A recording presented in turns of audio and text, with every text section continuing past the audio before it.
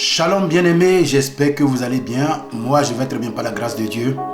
Nouvelle semaine, nouveau défi, nouvel objectif. Que cette semaine soit une semaine de bénédiction pour chacun de nous dans le nom puissant de Jésus-Christ. Le thème de mon message en ce jour est intitulé « Le vent contraire ». Il fut quelques années, pendant que je dormais une nuit, je me rappelle bien encore, et c'était pleinement en hiver, on était en hiver 2019. Et pendant que je dormais, c'est rare fois que je me couche sur le ventre. Et ce jour-là, je m'étais couché sur le ventre. Mais presque tôt le matin, j'ai senti quelqu'un, un être qui est venu me réveiller. Et lorsque je tourne mon regard, je me retourne pour voir, le sommeil pesait tellement sur moi. C'était un ange qui était à mes côtés. Et tellement que, il était tellement grand de taille. Et c'est comme si la hauteur sous plafond de ma chambre était un peu élevée. Et quand il m'a touché par l'épaule, du côté droit, il m'a touché, il m'a dit « Lève-toi ». Et moi, je regardais, mais comme le soleil pesait sur moi, je me suis recouché. Et pendant que je me suis recouché, il vient encore une deuxième fois, il me dit « Lève-toi ». Je l'ai regardé une deuxième fois et je me suis recouché. Et une troisième fois maintenant, avant de venir, il était parti, j'ai deux fenêtres. Il était parti vers l'une des fenêtres, il a ouvert les fenêtres. Vous savez, lorsque vous dormez et qu'on ouvre la fenêtre et que la lumière du jour entre dans votre pièce, vous n'avez pas envie de dormir, ça vous réveille, ça vous dérange. Et là, la lumière du jour était rentrée, ça m'a perturbé. Je me pose la question, mais c'est quoi cette histoire? Qu'est-ce que je viens de voir? Qui a ouvert la fenêtre alors que je suis seul dans ma maison?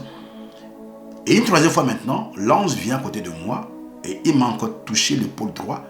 Et là, je me suis réveillé, je me suis retourné, je l'ai vu.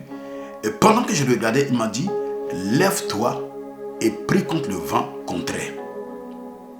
Le sommeil est parti. Pendant que je le regardais, il est parti. Et je me suis réveillé. J'ai commencé à me poser des questions. Mais c'est quoi le vent contraire? Seigneur, quand tu parles, tu dois attester cela par ta parole. Et le jour-là, je me suis levé et j'ai prié vite fait. Mais mon esprit n'était pas d'accord parce que je cherchais à comprendre quelque chose par rapport à cette visitation. Alors, j'ai commencé par supplier le Seigneur et l'Esprit de Dieu m'a amené dans Actes des Apôtres chapitre 27 à partir du verset 4. À partir de là, nous longeâmes l'île de Chypre parce que les vents étaient contraires. Après avoir traversé la mer qui baigne la Cilicie et la Pamphylie, nous arrivâmes à Myra en Lycie. Je vais descendre un peu. Verset 10. C'est pourquoi Paul avertit les autres en disant « Ô homme, je vois que la navigation ne sera pas sans péril et sans beaucoup de dommages. Non seulement pour la cargaison et pour le navire, mais encore pour nos personnes. » Le centenier écouta le pilote et le patron du navire plutôt que les paroles de Paul. Le centenier écoutait le pilote et le patron du navire plutôt que les paroles de Paul. Paul avait donné un avertissement. Alléluia. Lorsque nous descendons verset 13, un léger vent du sud vint à souffler. Et se croyant maître de leur dessein, ils levaient l'ancre et côtoyaient de près l'île de Crète. Verset 14. Mais bientôt, un vent impétueux, qu'on appelle Hérakion, se déchaîna sur l'île.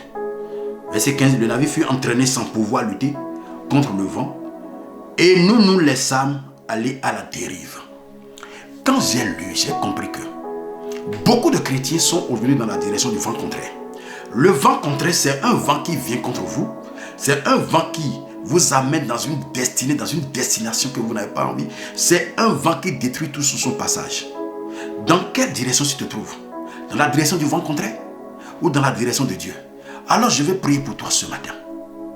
Que tu saches que Dieu veut que tu pries contre le vent contraire.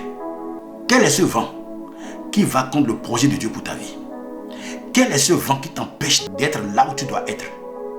Quel est ce vent qui te combat, qui combat ta destinée, qui combat ta vie de prière? Quel est ce vent contraire que tu es en train de suivre? Beaucoup de chrétiens sont dans la direction du vent contraire pensant que c'est ce que Dieu veut pour eux. Ils ont leur petit salaire, une petite maison, une petite voiture. Tout est petit. Je prie pour toi en ce jour que la main de Dieu te localise et que tout vent contraire, peu importe le nom de ce vent contraire, qui veut t'amener dans la chute. Que le Seigneur te délivre de ce vent contraire dans le nom puissant de Jésus-Christ.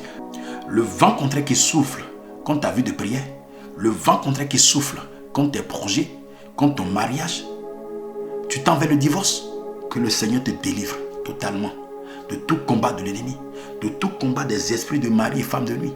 Que le Seigneur te délivre de tout vent contraire qui souffle contre la vie de tes enfants, contre leurs études, contre tes projets, tes finances. Et qu'en cette semaine, Jésus-Christ de Nazareth, le Dieu des esprits des prophètes, puisse te visiter encore. Qu'il te fasse du bien, afin que tu témoignes de sa grandeur, de son amour pour toi, dans le nom puissant de Jésus-Christ de Nazareth.